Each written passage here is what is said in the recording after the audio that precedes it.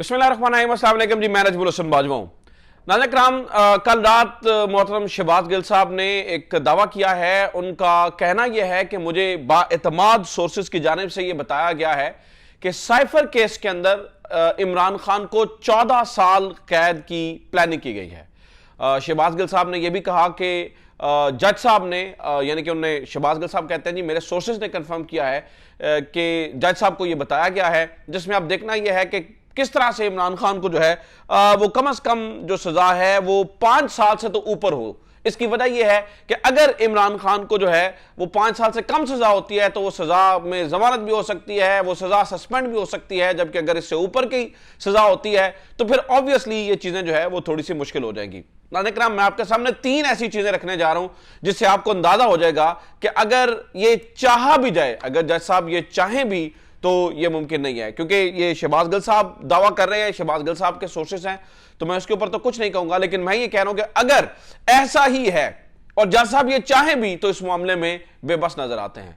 उसकी 3 बड़ी वजूहात है। काजी साहब का तहरीरी हुक्म इस पूरे मामले के अंदर एक गेम चेंजर है। इमरान खान को के सामने आज 28 गवाहान जो है ना वो हमने ये देखा कि वो पेश भी किए गए, मतलब पेश किए जाने से मुराद ये है कि कहा गया जी 28 गवाहान हैं जिनके 161 के बयान भी जो है ना वो लफ किए गए साथ में। लगता यही है कि शायद चीजें उस तरफ जा रही हैं, लेकिन ये चाह कर भी मुमकिन नहीं है। उसकी 3 चीजें जो है वो नाज़रीन किराम मैं बड़ी तफसीलन आपके सामने रख देता हूं। एक, काजी साहब का तहरीरी हुक्मनामा, एक आलमी मंजरनामा, और तीसरा इस पूरे मामले को वाकई ही संगीन यानी कि गद्दारी है, जिसे आप कह सकते हैं कि सीक्रेट एक्ट से जोड़ना। ये तीनों चीजें क्या हैं, एक एक करके जो है ना वो इनको समझ लेते हैं।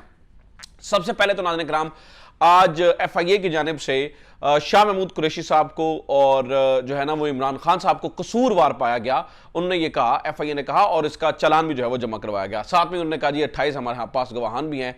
अब बड़ी मजे की बात यह है कि इन गवाहान की लिस्ट के अंदर जो सेक्रेटरी खारजा हैं असद कैसर साहब वो भी मौजूद हैं, साबिका सेक्रेटरी खारजा वो भी मौजूद हैं, शाह महमूद कुरैशी को भी कसूरवार जो है वो करार दिया जा रहा है। लेकिन एक बड़ी इंटरेस्टिंग और दिलचस्प चीज ये है कि असद उमर साहब का जो नाम है वो मुल्जिमान की लिस्ट में शामिल ही नहीं है।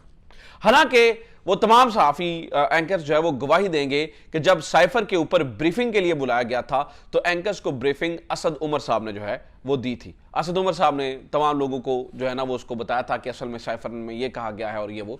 लेकिन हैरान कुन हद तक जो है वो असद उमर इस पूरे मामले से जो है वो बिल्कुल क्लीन चिट लेकर साइड पे हो चुके हैं। ये ऐसे ही है जैसे कि मुराद राज साहब का भी नाम मियां असलम के साथ ही था। मियां असलम लाहौर वालों का तो बेचारे अब तक जो है ना वो रूपोश हैं, सामने नहीं आ सके। उनके बारे में कहा गया जी उनके वो जब 9 मई के अंदर जो है ना वो जिन लोगों ने वहां पर तोड़फोड़ की और जिन लोगों ने सब कुछ वहां पर किया उन लोगों के राब्ते थे मियां असलम के साथ। लेकिन मुराद राज के साथ भी उन्हें वो जो वीडियो दिखाई गई उसके अंदर राब्ते थे, लेकिन मुराद राज साहब बिल्कुल कल्टी मार के साइड पर हो गए, चीजें साइड पर हो गई। इसी तरह से असद उमर साहब का जो मामला है वो भी हमें नजर आता है कि बिल्कुल आज उनका जो है ना वो नाम ही नहीं है। तो इस पूरे केस की जो बुनियाद है वो असल में आजम खान साहब को बनाया गया है। आजम खान साहब का जो गवाही है उनका 161 के तहत गवाही और 164 के तहत गवाही जो है उसको बुनियाद बनाया गया है। हालांकि इस पुरइसरार गवाही के बाद जिन्हें आजम खान साहब की जिन्हें याद होगा कि किस तरह से डिसअपेरेंस हुई और फिर वो किस तरह से मंजरेआम पर आए और किस तरह से उन्होंने जो है ना 164 का बयान रिकॉर्ड कराया, इस पुरइसरार गवाही के बाद भी आजम खान साहब किसी मीडिया पे बात करते नजर नहीं आए, अपना मौकफ सामने रखते हुए नजर नहीं आए, कहीं पब्लिक में आकर जो है ना उन्होंने इस मौकफ को जो है ना वो नहीं दोहराया। अब कहने का मतलब ये है कि इमरान खान का मानना यह है, यानी इमरान खान का जो ऑफिशियल मौक़िफ़ है वो ये है कि जी जो कॉपी गुमी साइफर की उसको महफूज रखना या उसकी यानी कि उसको अपने पास रखना वो वज़ीर-ए-आज़म का काम ही नहीं होता, वो स्टाफ का काम होता है। इमरान खान ने क्या ऑलरेडी कह चुके हैं कि मिलिट्री सेक्रेटरी और प्रिंसिपल सेक्रेटरी का काम था, तो वो तो नहीं है। खैर, अब पूरी की पूरी बुनियाद नाज़रीन किराम जो है वो 164 के बयान के ऊपर है। और मैं आपको ये भी बता दूं कि जो 28 गवाहान की आज बात की जा रही है उनके भी 161 के बयान जो है वो साथ लगाए गए हैं। अब इसी 64 के बयान के बारे में जस्टिस काजी फायज ईसा जो कि हमारे मौजूदा चीफ जस्टिस साहब हैं वो एक तहरीरी हुक्मनामा लिख चुके हैं। उन्होंने इसहाक डार केस के अंदर यानी कि हुदैबिया केस के अंदर एक तहरीरी हुक्मनामा लिखा था اور اس تحریری حکم نامہ کے اندر جو ہے وہ کہا گیا تھا کہ 164 کے تحت بیان کو کسی ملزم کے خلاف استعمال کرنا ہو تو لازم ہے کہ بیان اس ملزم کی موجودگی میں ریکارڈ ہوا ہو، جس کے خلاف بیان استعمال ہوا ہو اسے اعترافی بیان دینے والے پر جرح کا موقع بھی دینا چاہیے۔ اس حقدار کا بیان شریف خاندان کی موجودگی میں ریکارڈ نہیں ہوا، نہ ہی شریف فیملی کو اس حقدار پر جرح کا موقع ملا، اس لیے قانون اس بیان کو شریف خاندان کے خلاف استعمال کرنے کی اجازت نہیں دیتا۔ یہ حدیبیہ کیس کے اندر کہا گیا تھا۔ اب سوال یہ ہے کہ جن 28 گواہان کے جو بیانات آج جن کے تحت ہم یہ سن رہے ہیں کہ جی وہ ان کو 14 سال کی قید ہو جائے گی، کیا انہیں عمران خان کی موجودگی کے اندر ریکارڈ کیا گیا ہے؟ سوال جواب ہے نہیں۔ کیا عمران خان کو ان کے اوپر جرح کرنے کا موقع دیا گیا ہے؟ جواب ہے نہیں۔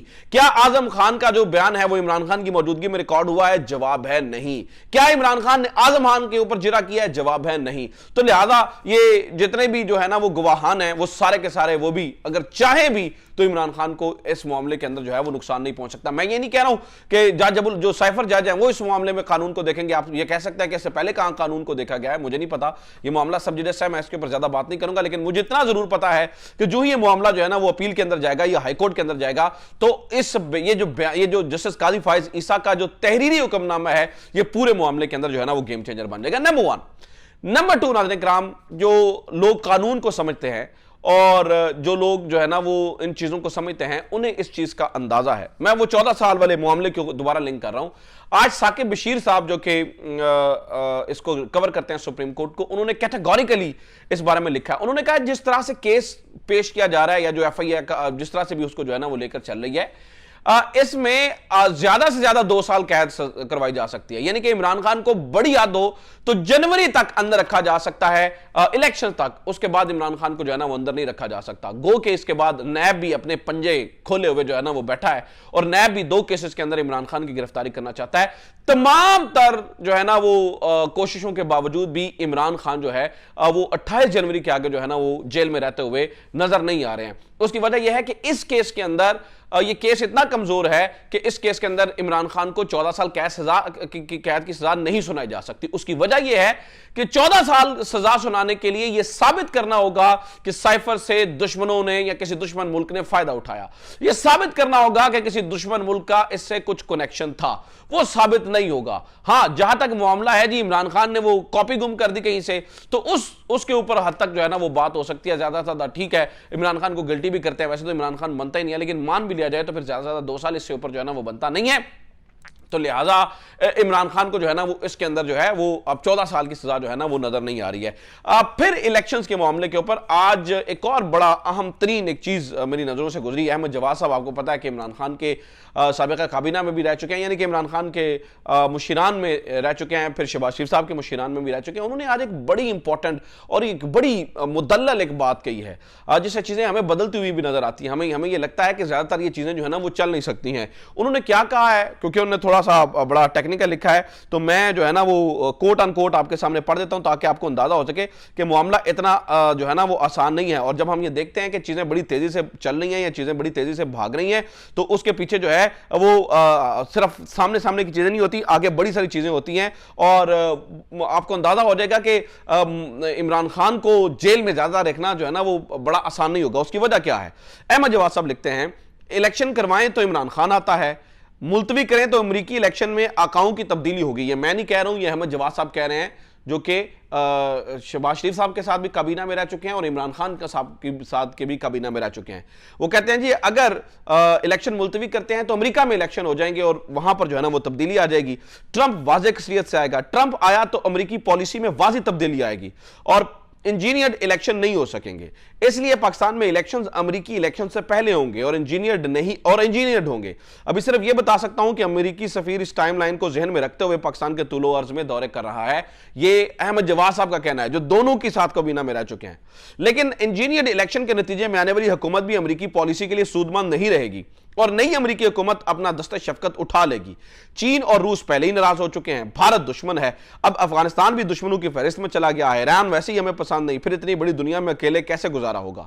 بات اتنی ہے کہ آگے گہری کھائی ہے، پیچھے شیر ہے، جائیں تو کہاں جائیں، سب سے پنگا لے لو، عوام سے پنگا مت لو۔ یہ احمد جواد صاحب لکھ رہے ہیں۔ انہوں نے کہا ہاں معیشت انجینئرڈ الیکشن سے نہیں سنبھلے گی، اس لیے سن 2024 تو یا تو کریش لینڈنگ ہوگا یا پھر ٹیک آف کا سال ہوگا.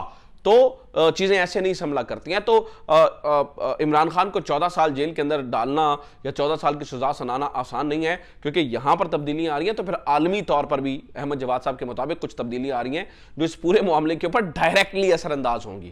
تو ٹھیک ہے, شہباز گل صاحب کی معلومات درست ہوں گی, لیکن چاہ کر بھی یہ ناممکن نظر آتا ہے. اور بالکل بھی جو ہے نا, بے شک 28 کی جگہ 2800 گواہان اس طرح سے آ جائیں کہ جہاں پہ اگر قانون کو فالو نہ کیا جائے تو پھر چیزیں جو ہے نا وہ مشکل نظر آئیں گی. اپنا خیال رکھیے. خدا حافظ. پاکستان زندہ باد.